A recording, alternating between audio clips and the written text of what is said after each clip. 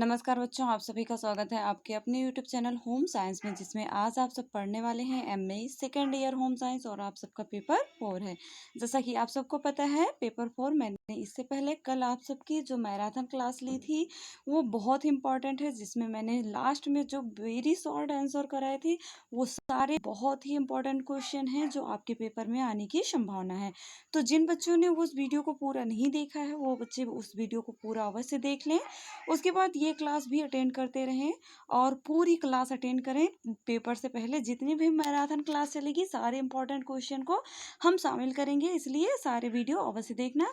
बच्चों आगे बढ़ते हैं, और जिन्होंने अभी तक चैनल को सब्सक्राइब नहीं किया है, लाइक नहीं किया है और वीडियो को शेयर नहीं किया है तो शेयर कर दें अभी, और उसके बाद हम लोग आगे बढ़ेंगे। तो बच्चों, जो बच्चे इससे पहले वाली जो फर्स्ट मैराथन क्लास है उस वीडियो को नहीं देखा है वो बच्चे डिस्क्रिप्शन में जा करके वहाँ से लिंक मैंने दे रखा है, वहाँ से भी जा करके उस वीडियो को देख लें। बहुत इंपॉर्टेंट वीडियो है। आगे बढ़ते हैं, और बच्चों आप सब वीडियो को जरूर लाइक किया करें, क्योंकि आपके लाइक से आपकी टीचर का मोटिवेशन भी बढ़ता है। ठीक, तो आगे देखते हैं। प्रश्न हमारा फर्स्ट कह रहा है कि अनुसूची से क्या तात्पर्य है। बताइए, जो अनुसूची होती है उसकी क्या उपयोगिता है, विशेषता क्या है और वो क्या है, उसके बारे में उसका क्या तात्पर्य है, वो किससे संबंधित है, इसके बारे में आपको बताना है। तो देखते हैं आगे क्या है प्रश्न का उत्तर। बहुत ध्यान से समझने का प्रयास करना, क्योंकि बहुत इंपॉर्टेंट प्रश्न है अनुसूची, और ये प्रश्न आपके पेपर में भी आ सकता है। ठीक, अनुसूची एक ऐसा उपकरण होता है, क्या होता है बच्चों, एक ऐसा उपकरण होता है जिसका उपयोग क्या होता है, अनुसंधान से संबंधित समस्याओं के अध्ययन में बहुत अधिक हुआ है। अनुसूची एवं प्रश्नावली एक दूसरे से बहुत कुछ मिलते जुलते हैं। इनमें अंतर थोड़ा ही है। जो प्रश्नावली होती है आपकी और जो अनुसूची होती है वो एक दूसरे से मिलते जुलते होते हैं, एक दूसरे के समान होते हैं, थोड़ा इसमें अंतर पाया जाता है। जो इसी प्रकार से साक्षात्कार जो अनुसूची भी अनुसूची का ही एक रूप है। और सच अगर प्रश्न बनता है साक्षात्कार अनुसूची के बारे में लिखिए, तो इसी तरह से उसके बारे में भी लिखना है। ठीक, और जिसका उपयोग साक्षात्कार विधि में बहुतायता से होता है। सर्वेक्षण अनुसंधान में भी आंकड़ों के संकलन में अनुसूची बहुत उपयोगी है। सामाजिक विद्वानों जो सामाजिक विज्ञानों एवं विशेष रूप से समाज विज्ञान और समाजशास्त्र के अध्ययन में जो अनुसूची आंकड़े हैं तथा तथ्यों के संग्रह के लिए बहुत अधिक लोकप्रिय है। अनुसूची वास्तव में प्रश्नों की वह सूची होती है जिसकी मदद से अनुसंधान समस्या से संबंधित तथ्यों का संकलन किया जाता है। यह अनुसूचियां भिन्न भिन्न अनुसंधान समस्याओं के अध्ययन के लिए अलग अलग होती हैं। तो बच्चों, अभी तक लाइक नहीं किया, लाइक कर दें। उसके बाद परिभाषा देखते हैं। जो आपकी अनुसूची है इसकी परिभाषा भी देख लें। इसकी परिभाषा फर्स्ट है हमारा गुड और हॉट के अनुसार। गुड और हॉट ने कहा कि अनुसूची उन प्रश्नों के एक समूह का नाम है जिसको साक्षात्कार करता होता है उसके द्वारा अन्य व्यक्तियों के आमने सामने की स्थिति में पूछा और भरा भी जाता है। ठीक, उसके बाद नेक्स्ट आते हैं आपके राइटर पीबी यंग के अनुसार। इन्होंने लिखा है कि अनुसूची एक औपचारिक तालिका, एक प्रपत्र है जो परिगणना का एक माध्यम होता है और जिसका उपयोग औपचारिक एवं प्रमाणिक अनुसंधानों के लिए किया जाता है। इसका एकमात्र उद्देश्य प्रतिनिधि समूहों से मात्रात्मक प्रदत्त के संग्रह में सहायता करता है। बच्चों, इससे पहले आगे बढ़ें, आप सबको एक बात अवश्य याद रखें। यदि आपका प्रश्न पत्र है, जो आपका पेपर है और आपके पेपर से संबंधित सारे प्रश्न होंगे, पेपर आपका जैसे रिसर्च और मेथडोलॉजी है तो रिसर्च और मेथडोलॉजी से ही संबंधित प्रश्न आते हैं। तो उसमें सबसे मेन टॉपिक है अनुसूची का, क्योंकि आप जो अनुसंधान है अर्थात मेथडोलॉजी है और शोध है, और उसके बारे में सबसे पहले अनुसंधान के बारे में जो अनुसूचियां बनाई जाती हैं उसके बारे में जानना उपयोगी होता है। तो जो कार्ल लिंगर के अनुसार है, इन्होंने कहा कि अनुसूची द्वारा प्राप्त सूचना में ऐसे तथ्यात्मक सूचनाएं सम्मिलित रहती हैं जिनका संबंध मतों व अभिवृत्तियों से रहता है। तथा जिसमें व्यवहार, विचार व आवृत्तियों के कारणों का भी समावेश रहता है। उसके बाद अनुसूची की कुछ विशेषताएं भी जान लें जो बहुत इंपॉर्टेंट विशेषताएं हैं। अगर प्रश्न आ जाता है अनुसूची की इम्पोर्टेंस लिखिए अर्थात इसकी महत्वता के बारे में लिखिए, तो आप सबका आंसर यही रहेगा। ठीक, इसी को लिख देना। अनुसूची एक प्रपत्र अथवा शोध यंत्र है जिसकी मदद से अनुसंधान समस्या का अध्ययन किया जाता है। सेकंड है, अनुसूची में अनेक प्रश्न क्रमबद्ध ढंग से होते हैं।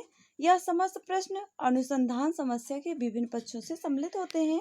थर्ड है आपका, अनुसूची में अनुसंधानकर्ता और सूचनादाता आमने सामने बैठते हैं और फिर अनुसंधानकर्ता सूचनादाता से अनुसूची के प्रश्नों को पूछ कर अनुसूची में भरता है। उसके बाद नेक्स्ट आता है आपका, अनुसूची की मदद से गुणात्मक एवं मात्रात्मक दोनों प्रकार के तथ्यों का संग्रह किया जा सकता है। अनुसंधान समस्या के किसी पक्ष विशेष पर गुणात्मक प्रश्न होंगे या मात्रात्मक प्रश्न होंगे, या उस पक्ष विशेष की प्रकृति पर निर्भर करता है। और अनुसंधानकर्ता तो हमेशा ही मात्रात्मक प्रश्न बनाना चाहता है, लेकिन प्रत्येक पक्ष पर क्या होता है बच्चों, जो हर एक पक्ष होता है, स्तर होता है, उस पर मात्रात्मक प्रश्न भी बन नहीं पाता, अतः उसको मजबूरन गुणात्मक प्रश्न बनाने पड़ते हैं। उसके बाद 5 है, अनुसूची सर्वेक्षण अनुसंधान का एक उपयोगी यंत्र है। इसका उपयोग साक्षात्कार में भी किया जाता है।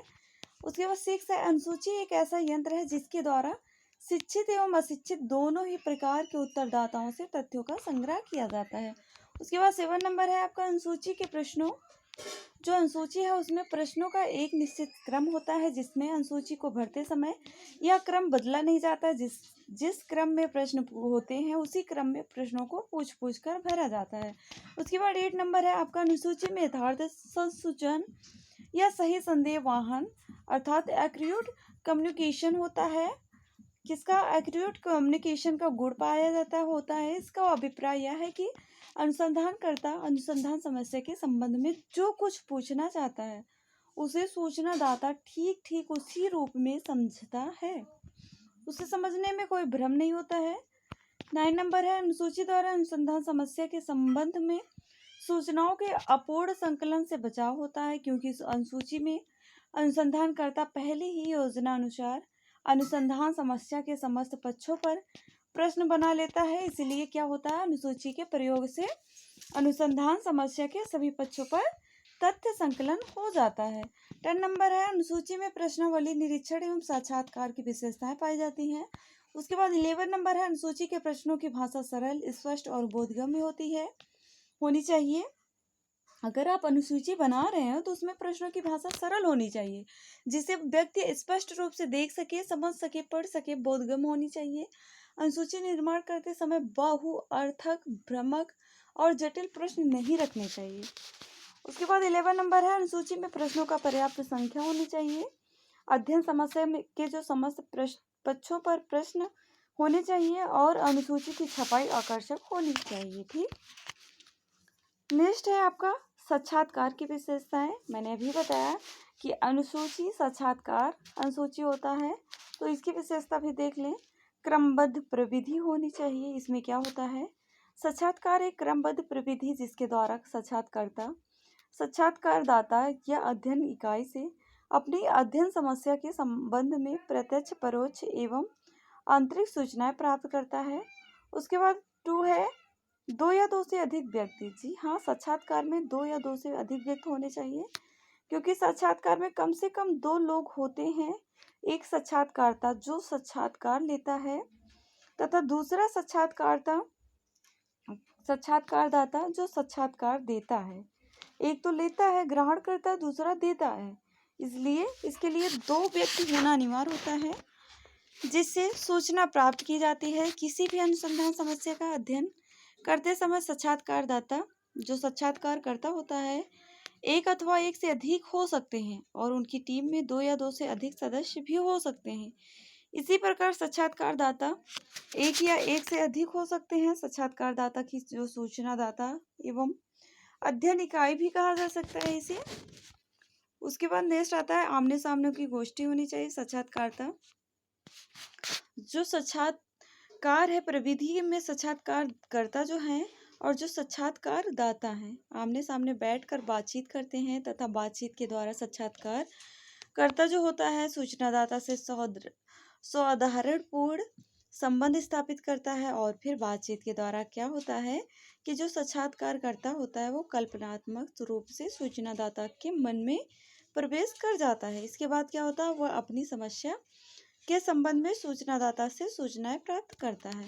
उसके बाद 4 है विशिष्ट उद्देश्य होता है। साक्षात्कार का एक विशिष्ट उद्देश्य होता है जिसके टॉपिक पर चर्चा होती है, आदान प्रदान होता है। ठीक, ये विशिष्ट टॉपिक कैसे लिखेंगे इसके बारे में।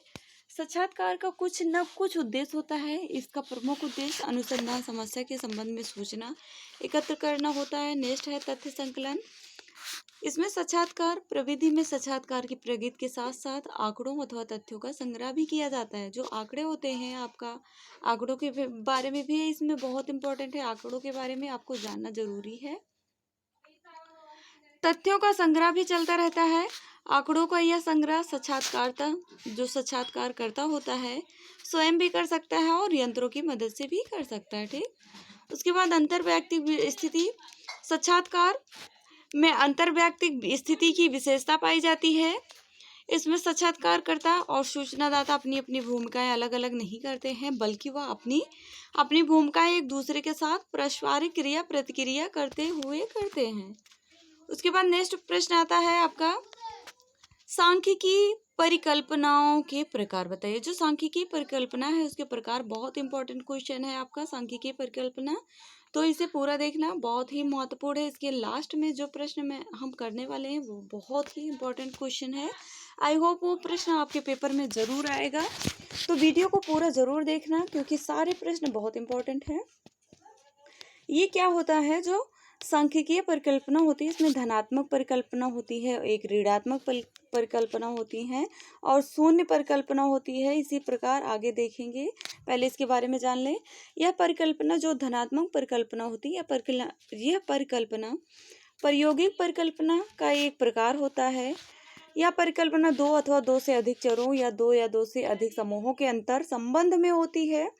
इसी प्रकार की परिकल्पना में कथन का रूप धनात्मक होता है। उदाहरण के लिए छात्राएं छात्रों की अपेक्षा अधिक बुद्धिमान हैं। इसी प्रकार की परिकल्पना में एक समूह की अपेक्षा दूसरे को अधिक योग्य, अधिक निष्पादन वाला अथवा श्रेष्ठ कहा जाता है। इसी प्रकार 2 समूहों के अंतर को धनात्मक दिशा में परिकल्पना द्वारा अभिव्यक्त किया जा सकता है। इसी प्रकार की परिकल्पना का दूसरा उदाहरण जैसे सीखने पर अभिप्रेरणा का धनात्मक प्रभाव पड़ता है। यदि बच्चा सीखता है तो उसे मोटिवेशन के द्वारा बहुत ही अच्छा प्रभाव पड़ता है सीखने के लिए, है ना बच्चों। नेक्स्ट है आपका हेडिंग ऋणात्मक परिकल्पना। इसमें क्या होता है, यह परिकल्पना जो होती है प्रायोगिक परिकल्पना का दूसरा प्रकार है। यह परिकल्पना 2 या अथवा 2 से अधिक चरों या 2 से अधिक समूहों के अंतर के संबंध में होती है। इसी प्रकार की परिकल्पना में कथन का स्वरूप ऋणात्मक होता है। उदाहरण है जैसे छात्राएं छात्रों की अपेक्षा कम बुद्धिमान होती हैं। ऐसा नहीं बच्चों, छात्राएं छात्रों की अपेक्षा अधिक बुद्धिमान होती हैं। इसी प्रकार की परिकल्पना में एक समूह को दूसरे समूह की अपेक्षा कम योग्य, कम निष्पादन वाला या हीन कहा जाता है। इसी प्रकार के कथन द्वारा 2 समूहों के अंतर को ऋणात्मक दिशा में परिकल्पना द्वारा अभिव्यक्त किया जाता है। इस प्रकार की परिकल्पना का दूसरा उदाहरण जैसे सीखने पर अभिप्रेरणा का ऋणात्मक प्रभाव पड़ता है। शून्य परिकल्पना क्या है, शब्द नल के अनुसार इन्होंने कहा शब्द नल का अर्थ शून्य है। सॉरी बच्चों, मैंने मिस्टेक कर दिया। जो शब्द नल है इसका अर्थ होता है शून्य। और शून्य परिकल्पना वह परिकल्पना है जो यह बताती है कि 2 समूहों अथवा 2 चरों का आपसी अंतर शून्य है। अर्थात 2 चरों या 2 समूहों में कोई सार्थक अंतर नहीं होता है। मैंने 2 चरों के बारे में बताया हुआ है, एक आश्रित चर होता है और दूसरा क्या है, ये आप सब का इंतजार होगा जो आपके महामैराथन क्लास इससे पहले चलाई गई थी, उसमें मैंने लास्ट में चरों के बारे में चर्चा की थी। बहुत इंपॉर्टेंट है, जिन्होंने नहीं देखा है देख लें। और फर्स्ट मैंने आश्रित चर के बारे में बता दिया, अब सेकंड आप सब बताएंगे। आप सबके कमेंट का मुझे इंतजार रहेगा। और अभी तक जिन्होंने लाइक नहीं किया लाइक कर दें। इसी प्रकार की परिभाषा को परिभाषित करते हुए कहा गया है कि जो शून्य पर कल्पना होती है इसकी सॉरी बच्चों, जैसा कि मैंने पहले बताया था कि मेरी तबीयत कुछ ठीक नहीं है, पर आप सबका पेपर है इसलिए वीडियो बनाना अनिवार्य है। उसके बाद नेक्स्ट देखते हैं। नेक्स्ट क्वेश्चन है आपका रेखा चित्रण का अर्थ, महत्व एवं प्रकार। जो रेखा चित्रण का अर्थ होता है बच्चों, अनुसंधान के लिए संकलित तथ्यों